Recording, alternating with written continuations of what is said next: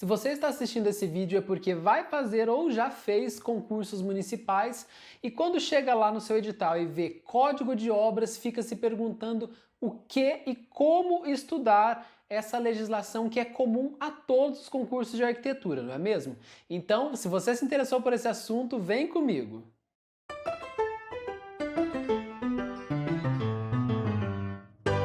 Olá, seja bem-vindo. Meu nome é Felipe, eu sou arquiteto e concurseiro e você está no Flashcards Arquitetura. E no vídeo de hoje nós vamos falar sobre concursos municipais, vamos falar sobre o Código de Obras. Essa é uma legislação municipal que está presente em quase todo concurso de prefeitura, quando o cargo, obviamente, é de arquiteto, né? Às vezes, alguns concursos de técnico de edificações também tem lá o Código de Obras.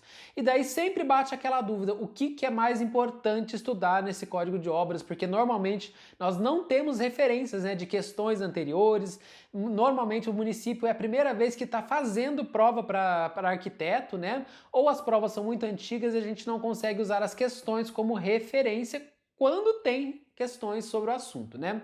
Então vou falar para vocês aquilo que é mais comum das bancas cobrarem sobre código de obras e que você tem que se atentar.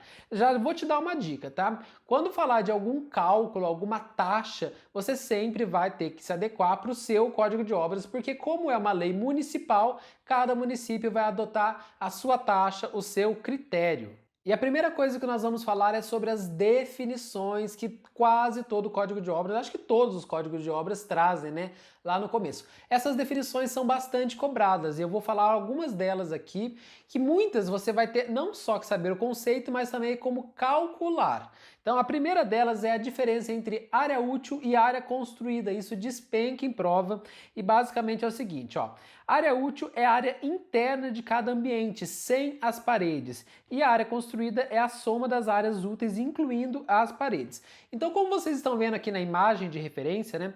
Essa é uma imagem de uma planta, assim, que eu fiz assim rapidamente, sem me preocupar com medidas, escalas, tá? Mas basicamente é uma planta só para vocês entenderem a diferença de área útil e área construída. Área útil seria a soma de todas essas medidas internas aqui, tá? De todos os ambientes. Então você soma o 3581, os dois 3581, o 6, o 3581 desse cômodo verde e o 5377. Isso é área útil. E a área construída seria delimitar as partes externas. Você pegar todas as áreas ou você pegar essa mesma área útil e acrescentar a área das paredes. Isso é área construída. Então, como nós podemos ver aqui, nós temos que a área útil é 35,81 mais 35,81 mais os 6 metros, mais 53,77, mais 35,81, que dá o valor total de 167,2 metros quadrados. Agora, olha a diferença para a área construída.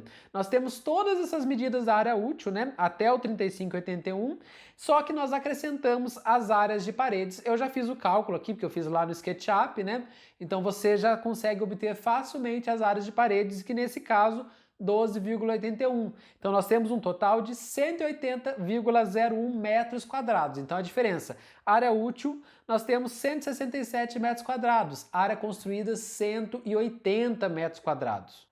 Próximo conceito muito cobrado, área livre. Quando estiver estudando o Código de Obras, anote esse conceito que também é bastante cobrado. Ó, área livre é a medida da superfície do terreno não ocupado pela construção. Então, como nós podemos ver nessa planta, né, é a mesma planta que eu utilizei no exemplo anterior, nós temos só que agora a delimitação de todo o terreno e a área livre é 320 metros quadrados. O que é isso? Você desconta tudo que não é construído, então você vai descontar toda a planta, né?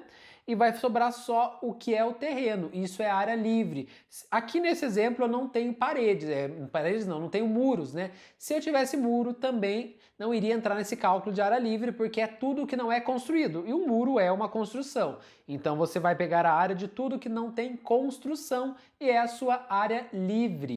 Outro conceito muito importante é o conceito de recuo. Ó. Recuo é a distância mínima que a construção deve manter do alinhamento ou das divisas laterais ou do fundo. Aqui eu quero chamar a sua atenção para uma coisa. O conceito em si não é muito cobrado, tá? O conceito de recuo. O que é cobrado mesmo são as medidas. Então você vai ter que ver lá no seu código de obras quais são as medidas mínimas, os recuos mínimos laterais e frontais. Normalmente os códigos de obras não trazem, né, o recuo do fundo, né, normalmente, mas se tiver, também preste atenção a ele, tá? E aqui você precisa decorar pelo menos os recuos laterais e frontais das edificações residenciais e das edificações comerciais, porque vez ou outra as bancas também cobram. Normalmente, 90% dos casos, elas vão te pedir o recuo da residência, tá? Das edificações residenciais. Mas se for uma banca que quer mais ferrar com o candidato, ela pode sim pedir o recuo lateral ou o recuo frontal da edificação comercial também. Então aqui, ó, para a gente entender o que é um recuo, como nós vemos na planta, os recuos são as distâncias, né, entre o alinhamento da construção, tanto do fundo quanto da frente, né, e das laterais também, até o limite externo da construção. Isso é o recuo. Para que ele serve? Por exemplo, para você saber a iluminação, para saber onde você pode ou não abrir vãos de portas e principalmente, né, de janelas, por causa da iluminação. Normalmente os códigos de obras determinam que os recuos laterais mínimos são de 1,5 m, mas isso não é uma regra. Pode ser que no seu código de obras, né, do concurso que você está fazendo, essa distância seja maior, seja menor, enfim. Mas normalmente, pelo que eu percebo, os recuos são de 1,5 m, recuo lateral. Mas, como eu já disse, não é uma regra, você tem que consultar a sua legislação. Vamos falar agora de 3 conceitos muito importantes. Ó. Coeficiente de aproveitamento é a relação entre a área construída de uma edificação e a área do terreno no qual está implantado. Coeficiente de aproveitamento é importantíssimo para a sua prova. Todo código de obras tem e você precisa não só saber o conceito, aqui o conceito é o de menos, também é cobrado? Também é cobrado, mas o conceito é o de menos. O que eles cobram de verdade, as bancas adoram, é o cálculo, assim como o cálculo da taxa de ocupação, que é a porcentagem do terreno que pode ser ocupado pela projeção da edificação. Também despenca em prova. Coeficiente de aproveitamento, taxa de ocupação e taxa de permeabilidade, que é o percentual mínimo do lote que deverá ser preservado sem pavimentação, são 3 conceitos que as bancas amam de paixão. Eu não vou fazer o cálculo aqui com vocês agora, porque eu tenho um vídeo específico no canal ensinando a fazer esses 3 cálculos. Então, se você ainda não assistiu, eu vou deixar o link aqui na descrição desse vídeo, tá legal? Mas não deixe de assistir, não deixe de aprender a fazer esse cálculo, porque as bancas cobram e cobram demais quando o assunto é código de obras. E se você está gostando desse vídeo, deixe o seu like aqui embaixo e se inscreva no canal se ainda não for inscrito, assim você não perde nenhum conteúdo que eu posto por aqui toda quarta e sexta-feira. Então deixa o seu like para mim. Nós saímos então das definições, eu trouxe aqui algumas das principais definições que você tem que se atentar quando estiver, né, estudando o código de obras. E agora vamos para outras partes que também são bem importantes. E a primeira delas são o muro e fechamento. Atente-se aos muros e fechamentos, você precisa saber qual que é a altura mínima de um muro e a altura máxima que o código de obras permite, principalmente para as construções residenciais, tá? Normalmente quando é cobrado é da construção residencial, então, por favor, se atente, grife isso no seu material quando estiver estudando código de obras. Outro tópico bastante cobrado, passeios. Quando você estiver vendo passeios, né, propriamente a calçada, tem que se atentar para 3 coisas. A primeira são os materiais. Quais são os materiais permitidos para se fazer o passeio, se fazer a calçada? Segundo, as dimensões mínimas dessa calçada, que normalmente vão seguir a 90-50, mas podem sim ter medidas diferentes, então se atente a isso. E a última coisa é a inclinação. As bancas amam cobrar as inclinações de calçadas, de rampas, de qualquer coisa nesse sentido. As bancas gostam muito de inclinação, então com a calçada não é diferente, você precisa se atentar à inclinação das calçadas lá no código de obras, tá legal? Passamos pelos muros, pelas calçadas e agora nós chegamos à iluminação e ventilação e para tudo que você estiver fazendo, porque isso é um tópico que despenca em prova. As bancas adoram saber quais são as taxas de iluminação, os índices de iluminação e ventilação permitidos em cada ambiente, e aí você precisa saber pelo menos dos ambientes, né, das construções residenciais, dormitórios, banheiros, sala de estar, você precisa saber qual que é o índice de iluminação e ventilação permitido na norma, porque é sim cobrado e às vezes eles pedem até para calcular. Então ele fala assim, olha, uma sala ou uma planta de uma casa que tem uma sala de tantos metros quadrados, com uma janela, dimensione essa janela, calcule, ou ele pede e fala assim, olha, a janela tem 2 metros quadrados de vão, né?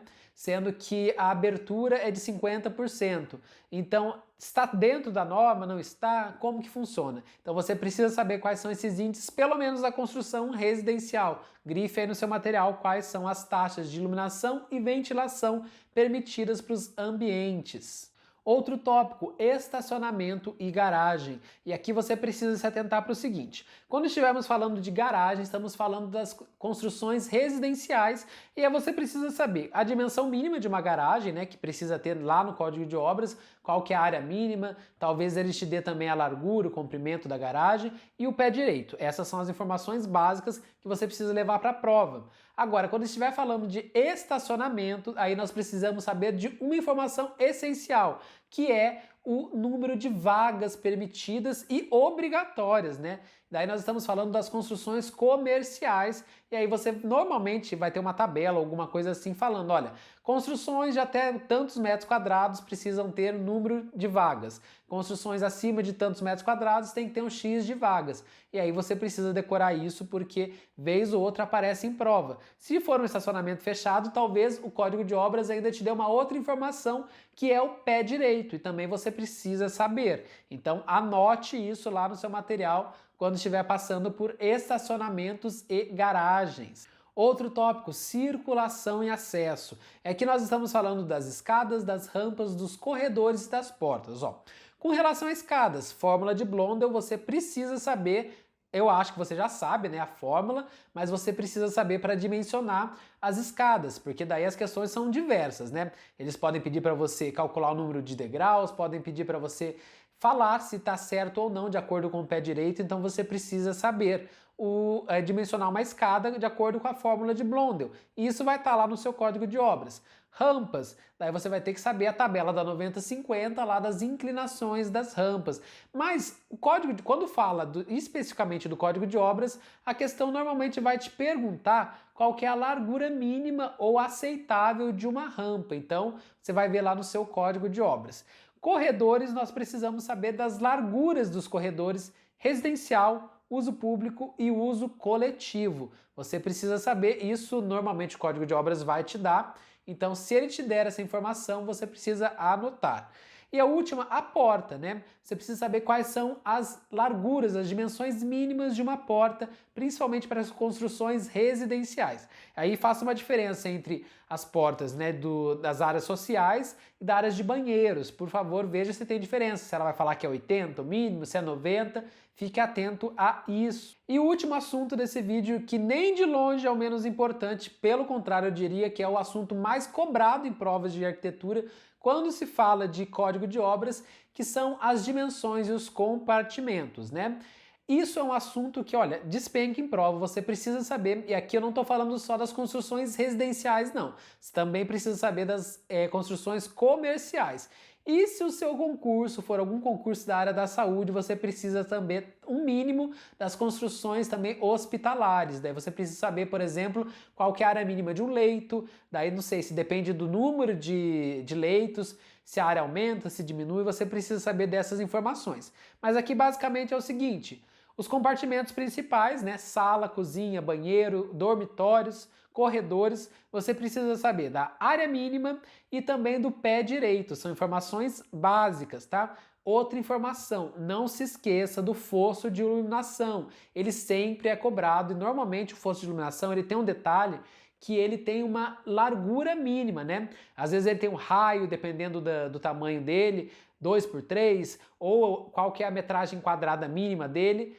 Faça essas anotações aí com relação ao fosso de iluminação, porque ele também é muito cobrado em prova. Bom, pessoal, essas eram as informações que eu tinha para passar para vocês, tá? Fique atento a todas elas, porque elas despencam em prova e eu acho que já é um norte para você conseguir estudar o Código de Obras aí do seu município, né? Já que não temos Normalmente não temos, né, muitas questões, às vezes não tem nenhuma questão, dependendo da cidade, né?